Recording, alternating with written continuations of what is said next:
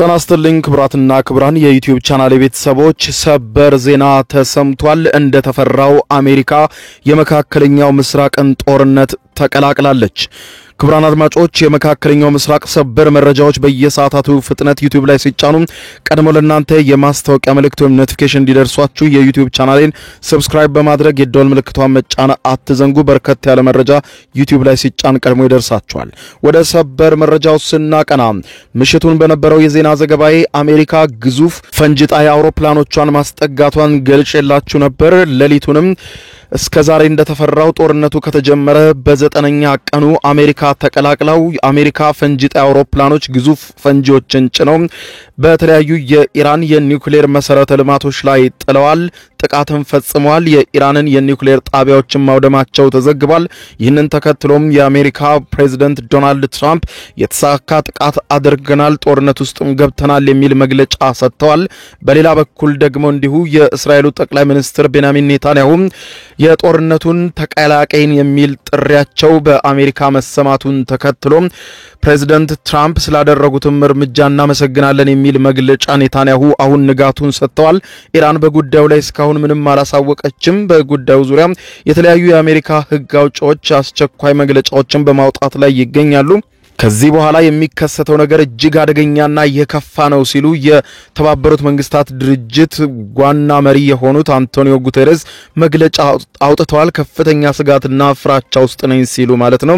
በሌላ በኩል የአሜሪካው ፕሬዝዳንት ዶናልድ ትራምፕ በመግለጫቸው የአሜሪካ ጥቃት እንዳይቀጥል ኢራን ከፈለገች በፍጥነት ትደራደር ብለዋል። ኢራን ከዚህ ቀደም በተደጋጋሚ እንደተናገረችው ጥቃት በአሜሪካ ከተፈጸመብኝ የአሜሪካ ጦር ሰፈሮችን አወድማለሁ ስትል እንደነበር አይዘነጋም። ይህንን ተከትሎ ኢራን በአሜሪካ የጦር ሰፈሮች ላይ ጥቃት ልትሰነዝር ትችላለች ተብሎ ተፈርቷል። በ9ኛ ቀኑ ጦርነቱ አስፈሪ ቋፍ ላይ ደርሷል። እነዚህን የተመለከቱ ዝርዝር መረጃዎች እነሆ አብረን እንከታተለው። ሰበር ዜና ዓለምን ሰቅዞ በያዘው የእስራኤልና የኢራን ጦርነት ከ9 ቀናት በኋላ እንደተፈራውና በብዙዎችም እንደተነገረው አሜሪካ ጦርነቱን መቀላቀሏ ተሰማ። የዩናይትድ ስቴትስ ፕሬዝዳንት ዶናልድ ትራምፕ ዛሬ ሌሊቱን በሰጡት ቀጥተኛ ትዕዛዝ የአሜሪካ አየር ኃይል ተዋጊዎች እጅግ ግዙፍና ምሽጎችን ማውደም የሚችለውን ፈንጂ በመጫን በኢራን የኒውክሌር ጣቢያዎች ላይ ፈንጂዎቹን ጥለዋቸዋል። የኒውክሌር መሰረተ ልማቶችንም ሙሉ በሙሉ አውድመዋል ተብሏል። ፕሬዝዳንት ትራምፕ ከሰዓታት በፊት ከዋይት ሃውስ ሆነው ለመላው የዓለም ሕዝብ ማለት በሰጡት መግለጫ እንዳስታወቁት ከሆነ ጥቃቱ በጣም ስኬታማ ሲሉ አወድሰውታል። እንደ ፕሬዝዳንቱ ገለጻ ከሆነ ጥቃቱ ያተኮረው በፎርዶ በናታንዝና በኢስፋሃን በሚገኙ የኢራን ቁልፍ የኒውክሌር ተቋማት ላይ ነው ተብሏል። የአሜሪካ ግዙፍ ፈንጂ ጣይ አውሮፕላኖች ወደ ቀጠናው መጠጋታቸውን ምሽቱን በዜና ዘገባዬ ወደ እናንተ ማድረሴ አይዘነጋም። ዶናልድ ትራምፕ በዚሁ በሌሊቱ መግለጫቸው ላይ እንዳመለከቱት ሙሉ የፈንጂ ጭነት በዋናው ኢላማና ከምድር ጥልቅ በታች በሚገኘው በፎርዶ ላይ ጥለናል ብለዋል ፕሬዝዳንት ትራምፕ። በጥቃቱም የተሳተፉ ሁሉም የአሜሪካ የጦር አውሮፕላኖች በሰላም ከኢራንን የአየር ክልል ጥለው ወጥተዋል በማለት የገለጹ ሲሆን ፕሬዝዳንቱ ቃል በቃል ለታላላቆቹ አሜሪካዊ ተዋጊዎቻችን እንኳን ደስ አላችሁ ማለት ፈልጋለሁ፣ አሁን ላይ ታሪክ ነው የሰራችሁት ሲሉ የአየር ኃይል አባሎቻቸውን አወድሰዋል። አክለውም ዶናልድ ትራምፕ ከዚህ በኋላ የሰላም ጊዜ ነው በሚል የሰላም ጥሪ እንደሚያደርጉ ገልጸዋል። ዩናይትድ ስቴትስ ቀጥተኛ ተሳትፎ የግጭቱን ምዕራፍ ሙሉ በሙሉ የሚቀይር ሲሆን ከኢራን ከእስራኤል እንዲሁም ከዓለም አቀፉ ማህበረሰብ የሚሰጡ በርካታ ምላሾችም በከፍተኛ ሁኔታ ቀጠናውን ወደ ትርምስ ይከቱታል ተብሎ ተሰግቷል። የፔንታጎንና የእስራኤል ባለስልጣናት ስለ ጥቃቱ ዝርዝር መረጃዎችን በመገናኛ ብዙሃን በመስጠት ላይ ይገኛሉ። የኢራኑ ታስኒም የዜና ወኪል በቆም ከተማ የሚገኙ አንድ ባለስልጣንን ጠቅሶ ከደቂቃዎች በፊት እንደዘገበው ግዙፉና የኢራን ከምድር በታች የሚገኘው የፎርዶ የኒውክሌር ተቋም ከፍተኛ ጉዳት እንደደረሰበት አረጋግጠዋል።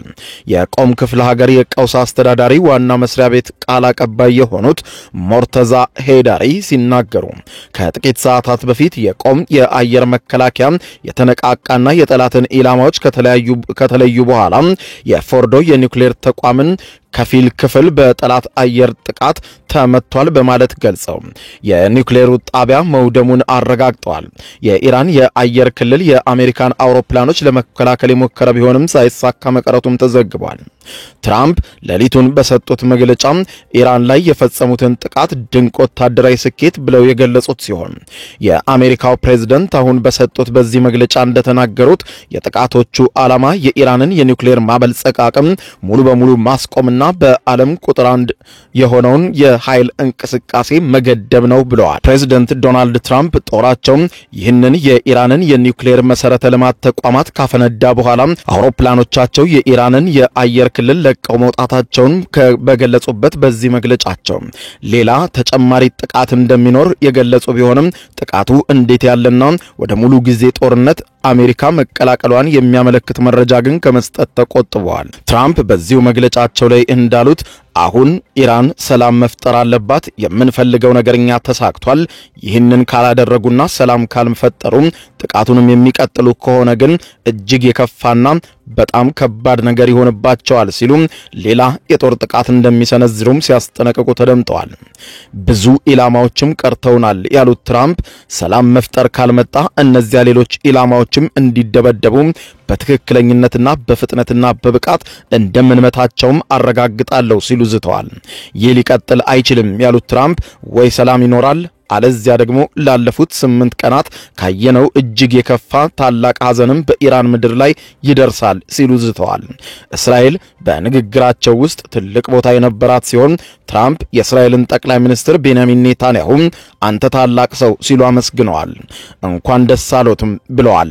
አሜሪካና እስራኤል እንደ አንድ ቡድን ሆነው መስራታቸውንና ይህንንም አስከፊ ጊዜ ከእስራኤል ጋር ለማጥፋት ብዙ ርቀት መጓዛቸውን የተናገሩት ትራምፕ ጦርነቱን ተቀላቅለን እስራኤልን ለመታደግ እንዲሁም አሜሪካንን ለማዳን ያደረግነው ጥረት ታላቅ ነበር ሲሉ አወድሰዋል። በሌላ በኩል በኢራን ላይ ጦርነት የጀመሩትና አሜሪካ ጦርነቱን ትቀላቀለን በማለት ለቀናት ሲጠይቁ የነበሩት የእስራኤሉ ጠቅላይ ሚኒስትር ቤንያሚን ኔታንያሁ አሜሪካ ወደ ጦርነቱ ተቀላቅላ እነዚህን የኒውክሌር ጣቢያዎችን ማፈንዳቷን ተከትሎ ንጋቱ ላይ በሰጡት መግለጫ እንዳሉት መላው የአሜሪካን ሕዝብ እናመሰግናለን። ትራምፕ ታሪክ ነው የጻፉት። ያደረገን ያለነው የሰው ልጆችን መዳን ነው በማለት ገልጸው የሆነው ነገር በጣም አስደናቂ ታሪክ ነው፣ ታሪክም ይህንን ሲዘክረው ይኖራል ሲሉ ኔታንያሁ በመግለጫቸው የተናገሩት። ኔታንያሁ በመግለጫቸው ትራምፕና አሜሪካን እስራኤልና የእስራኤል ሕዝብን ሲያመሰግኑም ታይተዋል። ጥቃቱ መፈጸሙን አረጋግጠው አሜሪካ ለወሰደችው ታሪካዊ እርምጃ እናመሰግናለንም ብለዋል። በሌላ በኩል ኢራን ጥቃቱ ከተሰነዘረባት በኋላ የዘገባ እስከተጠናከረበት ዛሬ እሁድ ማለዳ ድረስ መግለጫ ከመስጠት ተቆጥባለች። የዩናይትድ ስቴትሱ ፕሬዝዳንት በሌሊቱ መግለጫቸው እንዳሉት ከሆነ አሁን የሰላም ጊዜ ነው። ኢራን ለአሜሪካ ጥቃት ምላሽ ከሰጠችና በየትኛውም ወታደራዊ የጦር ቤዞቻችን ላይ ጥቃት ለመሰንዘር ከሞከረች ከባድና የበለጠ ቀውስ ይጠብቃታል ሲሉ አስጠንቅቀዋል። ይህንን ተከትሎ ታዲያ ኢራን የመልሶ ማጥቃት እርምጃ ይኖራታል የሚለው ተጠያቂ ጉዳይ ሆኗል። አልጀዚራ ከደቂቃዎች በፊት እንደዘገበው ከሆነ ኢራን አሁን ላይ ሁለት ነገሮች ከፊቷ ተደቅነዋል ይላል። የመጀመሪያው ለአሜሪካ ጥቃት በአሜሪካ ላይ ጥቃት ሰንዝሮ ስትለው እንደነበረው ምላሽ መስጠት አሊያም ሁኔታውን በዝምታ መቀበልና ጦርነቱን ከእስራኤል ጋር ብቻ መቀጠል። ይሄውም ሁለት ነገር ያሳጣታል ይላሉ። የአሜሪካ ጥቃት ከፍተኛ ምላሽ እንደምትሰጥ ስትዝት የነበረችው ኢራን ይህንን ጥቃት ካልመለሰች የኢራን መንግስት ተአማኒነቱም በህዝቡ ዘንድ አደጋ ላይ ይወድቃል ብለዋል። ምክንያቱም ኢራን በተደጋጋሚ ለአሜሪካ ንግግሮች ምላሽ ስትሰጥ በእኛ ላይ ጥቃት ከሰነዘርሽ የሚመጣውን አትችዩም በማለት ሲዝቱ መቆየታቸው አይዘነጋም። ኢራን ምላሽ ባትሰጥም እንኳን እስራኤል የኢራንን ስርዓት ለመጣል የምታደርገውን ጥቃት እንደማታቆም ወይም ዩናይትድ ስቴትስ ዳግም እንደማትቀላቀል ምንም ዋስትና የለም። ስለዚህም ኢራን አሁን ከፊት ለፊቷ የተደቀነው ሁለት ምርጫ ብቻ ነው። የመጀመሪያው ጦርነቱን ከእስራኤል ጋር መቀጠል አሊያም እንዳለችው ቃሏን ጠብቃ በአሜሪካ ወታደራዊ ተቋማት ላይ ከባድ ጥቃት መሰንዘር። ኢራን የቀድሞ ከፍተኛ ወታደራዊ ጀነራል ቃሲም ሱሌይማኒ ከሞቱ በኋላ በኢራቅ በሚገኝ የአሜሪካ ወታደራዊ ካምፕ ላይ ከባድ የሚሳኤል ድብደባ አድርጋ እንደነበረው ሁሉ የተገደበ የመልሶ ማጥቃት እርምጃ ለመውሰድም ልትመርጥ እንደምትችል አልጀዚራ ዘግቧል። ይህ ደግሞ አሜሪካን የሙሉ ሰዓት የጦርነቱ ተሳታፊ በማድረግ አሜሪካ ኢራቅ ውስጥ ከሚገኙና ከተለያዩ ኢራንን ከከበበው የጦር ሰፈራቸው እግረኛ ወታደሮች ሳይቀር እንዲገቡና ኢራንን እንዲወጉ ሊያደርጉ ይችላሉ። ሁኔታው አጣብቂኝ ቢሆንም የኢራን ውሳኔ ግን ቴህራን እየተጠበቀ ይገኛል። በሌላ በኩል አሜሪካ ከእስራኤል ጋር ወግና በኢራን ላይ ጥቃት ብትሰነዝር አንድም የአሜሪካ መርከብ በቀይ ባህር ላይ አልፍም በማለት ምሽቱን ጠንከር ያለ መግለጫ አውጥቶ የነበረው የየመኑ ሐውቲ ዛሬ ንጋቱን በኢራን ላይ ጥቃት መፈጸሙን ተከትሎ ባወጣው መግለጫ ምሽቱን እንደተናገርነው ይህንኑ እንፈጽማለን፣ ከዛሬ ጀምሮ በቀይ ባህር ላይ አንድም የአሜሪካ መርከብ አያልፍም፣ አሜሪካም ከሚመጣው ከፍተኛ ፍዳ ጋር ትጋፈጣለች ሲሉ አመልክተዋል። በሌላ በኩል የተባበሩት መንግስታት ድርጅት ዋና ጸሐፊ አንቶኒዮ ጉቴሬዝ በአሜሪካ የኢራን ጥቃቶች ከፍተኛ ስጋት ውስጥ እንደገቡ ሌሊቱን ገልጸዋል። አንቶኒዮ ጉቴሬዝ እንዳሉት ከአሜሪካ ጥቃት በኋላ በአሜሪካ በኢራን ላይ የተሰነዘረውን ጥቃት አደገኛ መባባስ የሚያስከትል እጅግ አስጊ ሲሉ ነው የገለጹት። በመካከለኛው ምስራቅ ያለው ግጭትም በፍጥነት ከቁጥጥር ውጪ እንደሚሆን ገልጸው ዩናይትድ ስቴትስ በኢራን ላይ የኃይል እርምጃ በመውሰዷ እጅግ በጣም ተጨንቄያለሁ ያሉት አንቶኒዮ ጉቴሬዝ ይህ አሁን ላይ ያለው የጦርነቱ መባባስም በዓለም አደገኛ ሁኔታ ይፈጥራል፣ ለዓለም አቀፍ ሰላምና ደህንነትም ቀጥተኛ ስጋት ነው ሲሉ በማህበራዊ ትስስር ገጻቸው ጽፈዋል። ይህ ግጭት አሉ አንቶኒዮ ጉቴሬዝ ይህ ግጭት በፍጥነት ከቁጥጥር ውጪ የመሆን ስጋቱ እያደገ መጥቷል በማለት ገልጸው ይህም ሲቪሎች በክልሉና በዓለም ላይ አስከፊ መዘዞችን እንዲከተልባቸው ያደርጋል ብሏል።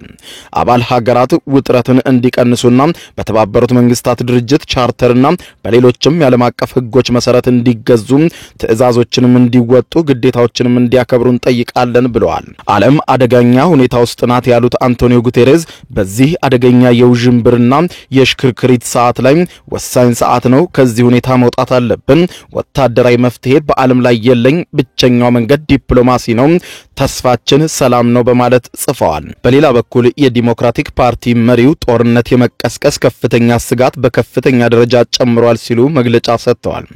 የአሜሪካ የህዝብ ተወካዮች ምክር ቤት የዲሞክራቲክ ፓርቲ መሪ ሐኪም ጄፈሪስ እንዳሉት ከሆነ ትራምፕ ለደረሱት ወታደራዊ ጥቃቶች የኮንግረሱን ፍቃድ አልጠየቁም በማለት ጽፈዋል። እናም ለሚያስከትለውና በአሜሪካ ላይ ለሚመጣ ማንኛውም መጥፎ መዘዝ ሁሉ ፕሬዝደንቱ ሙሉ ኃላፊነቱን ከዛሬ ጀምሮ ይወስዳሉ ብለው ከደቂቃዎች በፊት ጽፈዋል። ጄፈሪስ በመግለጫቸው እንዳሉት ዶናልድ ትራምፕ ለመካከለኛው ምስራቅ ሰላም ለማምጣት ቃል ገብተው ነበር ወደ ስልጣን ሲመጡ በማለት ገልጸው ያንን ቃል ግን ፕሬዝደንቱ ለመፈጸም አልቻሉም ሲሉ አጣጥለዋል። የጦርነት አደጋ አሁን በከፍተኛ ደረጃ ጨምሯል። እናም በአካባቢው ያሉ ወታደሮቻችን ለደህንነታቸው እጸልያለሁ፣ ምን ሊፈጠር እንደሚችል ካሁን ጀምሮ አናውቅም ብለዋል። አክለውም ትራምፕ ስለ ዓላማቸው ሀገሪቱን አሳስበዋል ብለዋል። ዶናልድ ትራምፕ ከአንድ ወገን ወታደራዊ እርምጃ በሚመጡ ማናቸው መጥፎ መዘዞች ላይ ሙሉና አጠቃላይ ኃላፊነት ትራምፕ ይወስዳል ሲሉ ጽፈዋል። በሌላ በኩል ሪፐብሊካኗ ኢልሃን ኦማር በበኩላቸው በፕሬዝዳንት ዶናልድ ትራምፕ ዛሬ ሌሊቱን የታዘዙት የኮንግረስ ፈቃድ የሌላቸው በኢራን ላይ የተደረጉት የአየር ድብደባዎች በመካከለኛው ምስራቅ ቀድሞውንም ያልተረጋጋውን ግጭት አደገኛና ቸልተኛ በሆነ መንገድ አሜሪካን እንዳባባሰች ይቆጠራል ብለዋል። ወታደራዊ ጥቃቶች ሰላምን አያመጡም፣ ይልቁንም ብዙ ብጥብጥን ይፈጥራሉ ያሉት ኢልሃን ኦማር ክልሉን ያናጋሉ፣ እናም የአሜሪካ ወታደሮችንና ሲቪሎችንም ከፍተኛ አደጋ ላይ ይጥላሉ ብለዋል። ዲፕሎማሲ በፈንጂ ሲተካ ምንም እንደሚፈጠር አይተናል፣ ይበልጥ ብዙ ሞትና ውድመት ነው የሚያመጣው ሲሉ ተደምጠዋል። ኮንግረሱ ወደ ስብሰባ ሲመለስ ወዲያውኑ የተወካይ ቶማስ ማሲና የሴናተር ቲም ኬን የጦርነት ስልጣን ውሳኔዎች ላይ ድምጽ መስጠት አለበት ብለዋል። የአሜሪካ ሕዝብ ማለቂያ በሌለው ጦርነት ደክሞታል፣ ብዙ ህይወት ከመጥፋቱ በፊት ይህንን እብደት ማስቆም አለብን ሲሉም ጽፈዋል። እነርሱም በተጨማሪ የተለያዩ የአሜሪካ የህግ አውጪዎች ትራምፕ ስለወሰዱት እርምጃም ተከትሎ የተለያዩና የተቀላቀሉ ምላሾችን በመስጠት ላይ እንደሆኑ ተመልክቷል።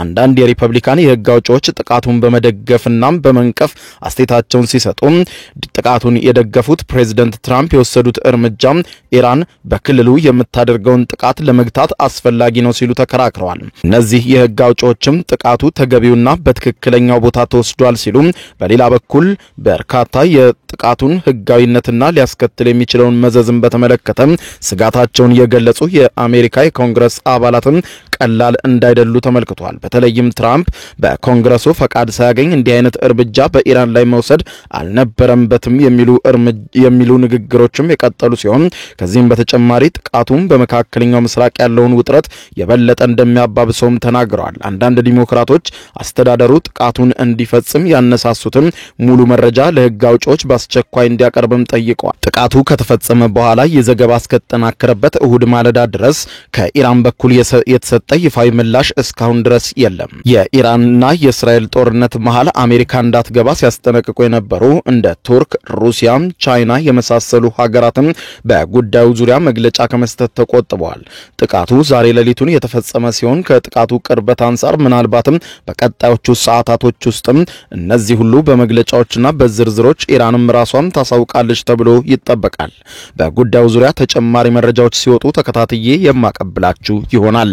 እስከዚያው በያለንበት የምድር ዳርቻ እኔንም እናንተንም በቸር ጠብቆ ቸር ያቆየን።